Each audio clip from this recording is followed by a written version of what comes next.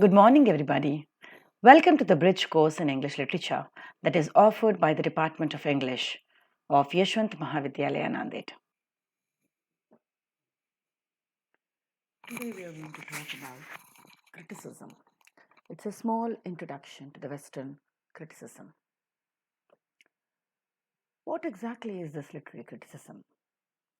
It is criticism of literature that enables man to understand what literature is trying to taught.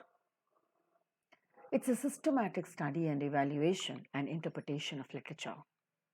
When we say study, it's a detailed investigation and analysis of a subject or situation.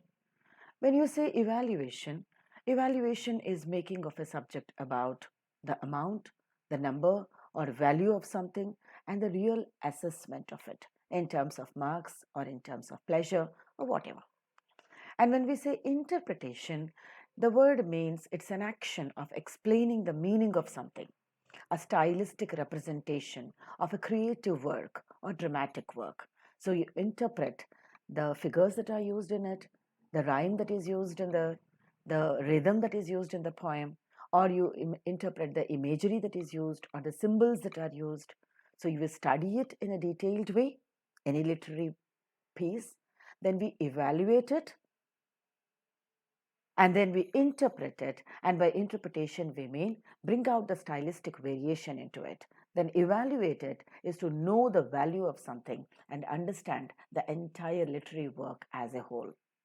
Literary criticism is the study, evaluation and interpretation of literature. When we look at the traditional types of criticism, the number one is the biographical criticism. Biographical criticism is a form of literary criticism which analyzes a writer's biography to show the relationship between the author's life and the works of literature.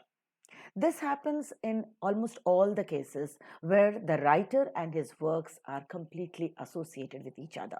Whatever happens in the life of the poet are definitely reflected in his literary work, as you find in Wordsworth, as you find in the writings of John Keats and others.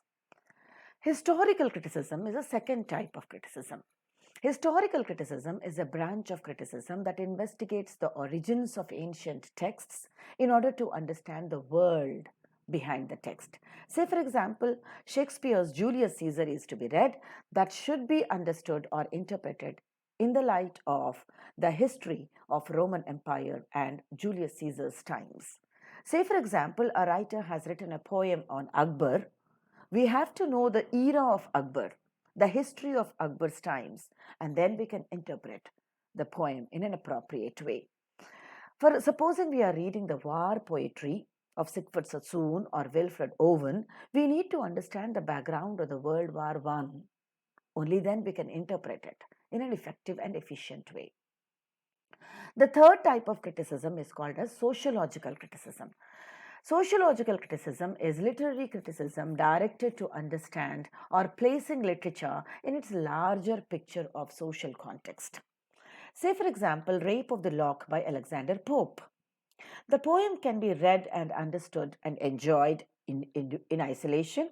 It also can be understood with a complete picture and analysis only if we understand the times of Alexander Pope, the fight that went on between Belinda and Baron in the true sense in the society, and interpret it.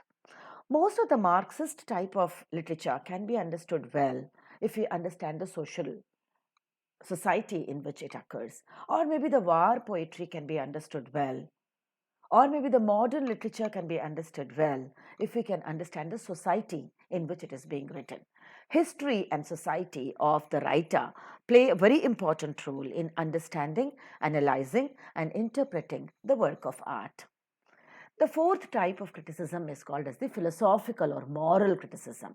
This evaluates the ethical content of literary works, especially if we are analyzing Francis Bacon or Plato's works or Aristotle's works, the philosophy at the back of it, or romanticism and romantic writers, or the new classical writers like Milton. We understand them only if we understand the philosophy of what romanticism is, neoclassicism is, and classicism is. So, biological criticism talks about the author's life. Historical criticism talks about the world behind the text when it is written. Sociological criticism talks about the larger picture of the social context in which the poet has written the text. And philosophical or moral criticism talks about the ethical content that the literary text is communicating.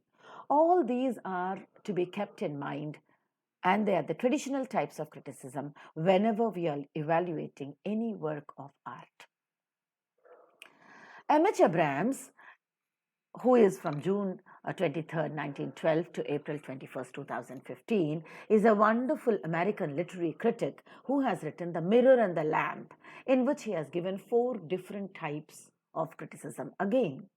The very first is called as the mimetic school of criticism, represented by Plato and Aristotle, who believe that art is an imitation of things as they are, things as they were, and things as they ought to be. For Plato, it is always instruction that is important. For Aristotle, it is instruction as well as pleasure that you derive when you are imitating in the work of art. The second school of criticism is pragmatic school of criticism that believes in the utility or usefulness of the literary text to the reader. The best use of the literary text to the reader is to give pleasure. Though Aristotle also has mentioned pleasure as an important output of literature, it is the pragmatic school of critics like Horace and Sidney who believe that the literary work is to be useful in terms of giving pleasure to the reader. So, Horace and Sidney are the 2 important critics who have propagated the pragmatic school of criticism. The third school of criticism is called expressive school of criticism, which emphasizes on the writer's expression of emotions, feelings, and thoughts in the literary texts. The Romantic writers like Wordsworth and Coleridge are representative of the expressive school of criticism. Wordsworth, through his preface of the Lyrical Ballads, emphasizes that it is a spontaneous overflow of powerful feelings that produces literature. The emotion that is recollected in tranquility that gives a shape to literature. Coleridge also, in his Biographia Literaria, talks about fancy and imagination of the poet that are expressed through literature. So, what is important is the poet's expression of emotions and affectations. The fourth school of criticism is called as the objective school of criticism that believes that the work of art is autonomous. It is not the expression of the emotions of the poet, but it is an autonomous in its existence. It's a well wrought urn. It's a verbal icon which is highly impersonal and objective. So it is not how much of emotion the poet puts in his work of art that the work of art becomes great, but it is how much he does not put his emotion that the work of art becomes great. This new school of thought of objectivity in writing and objectivity in criticism is been brought about by T.S. Eliot, I.A. Richards, F.R. Leavis, and others. So, in this way, M.H. Abrams have given us the 4 different schools of criticism. The first school of criticism that believes in the imitative school of criticism. Plato and Aristotle are the representative critics. The second school of criticism believes in the utility to the reader to give pleasure and instruction. Horace and Sidney are representative writers. The third school of criticism is the expressive school of criticism that believes in the expression of the poet, represented by Wordsworth and Coleridge. And the fourth school of criticism is the objective school of criticism, which believes that the work of art is highly objective, where nothing of the poet is represented there. So, when the work of art is objective, they also believe that the criticism also should be equally objective. T.S. Eliot, I.A. Richards, and F.R. Leavis belong to this school of thought. Anybody is called as a critic who questions 2 important questions and try to answer the questions. Number 1 is, what is art? And number 2 is, what is the function of art?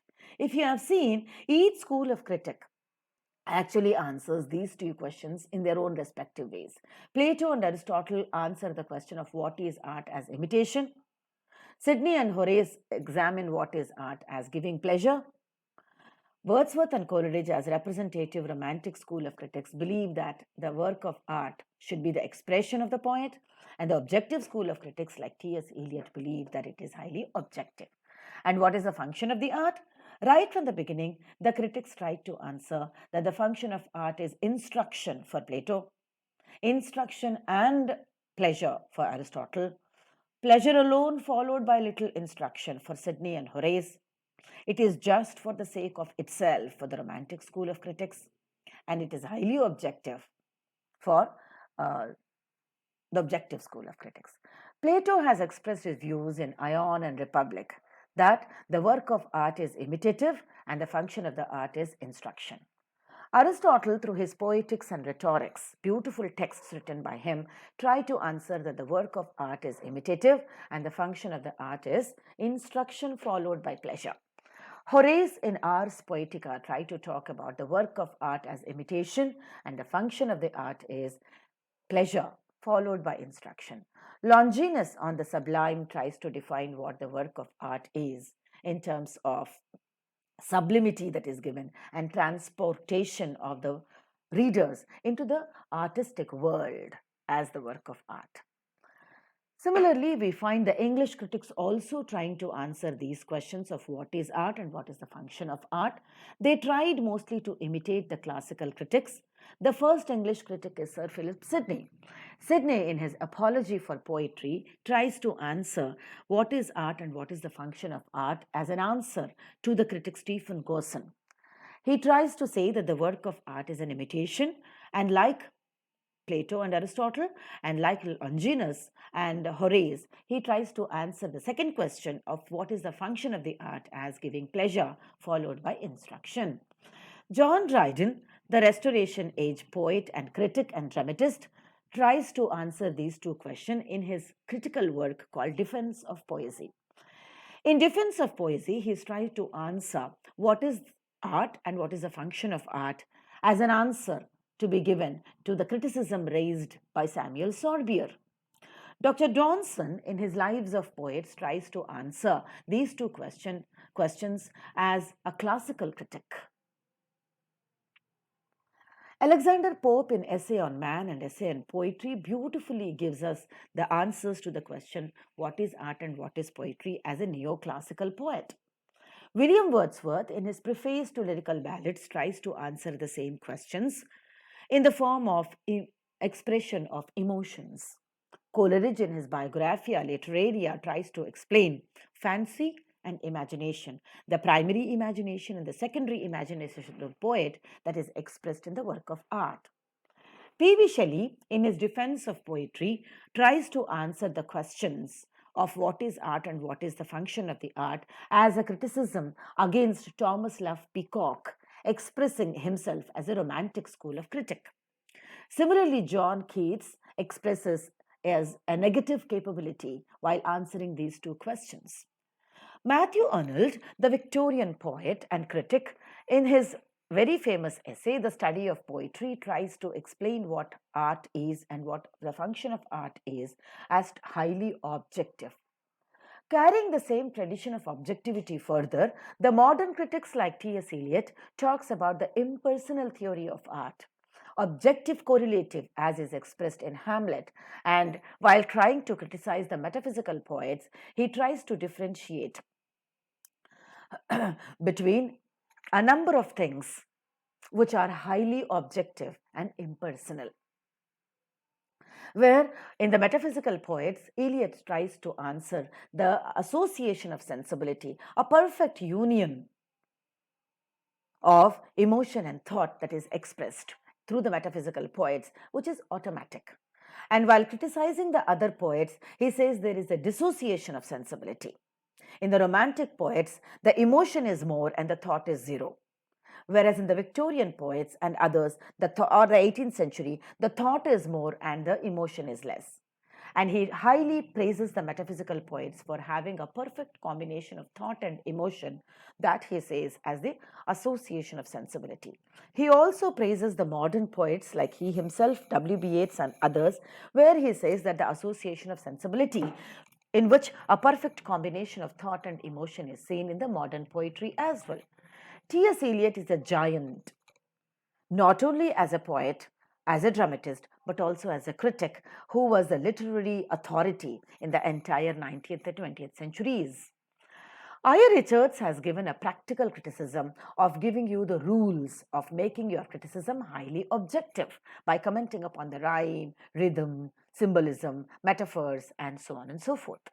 William Empson has written, the student of I.A. Richards has written a beautiful book of 7 types of ambiguity, where he tries to find out the meaning of a literary text by looking into the ambiguous expressions and ambiguity. F.R. Leavis, the university professor and the giant in the modern age, is the best propagator of new criticism of Eliot, I.A. Richards, and others to the university students, and thereby propagating the practical criticism, objective criticism for the full 100 years across the West. If we look at the nature of literary criticism, the best criticism distinguishes between a good book from a bad book. The best criticism distinguishes a good book from a great book. The literary criticism brings out the excellences that are in the good book and also recognizes the literary qualities that we could find in a good piece of art. Literary criticism derives pleasure with the imaginative experiences and intellectual stimuli. It is rather a sort of middleman between the author and the reader, so that the reader can understand what the author is trying to express through his literary work. So literary criticism is very important to understand a work of art with all its nuances. If we look at the functions of criticism, as we said already, best criticism analyzes, interprets, and evaluates a work of art. It is helpful for the correction of the taste of the audience, and it gives the principles of writing literature to the young writers and critics. If we look at the qualities of a critic does the in-depth reading of the text. He also has the knowledge of the world literature for a scholarly approach. He has all the tools of literary analysis and has an analytical mind to interpret the work of art in a judicious way with an unprejudiced environment. He gives a judicious detachment and gives the judgment of the work of art and its effect. A good critic is always sympathetic towards the artist and the writer. A critic also enables the readers to recognize the greatest and the most aesthetic quality in literature. Thus, the critic is the ideal reader of the literary text. He becomes the middleman between the text and the readers. If you look at the examples from the literature point of view, we could analyze Wuthering Heights by Emily Bronte. On His Blindness is a beautiful poem prescribed to us by John Milton. Hamlet by Shakespeare is a world classic.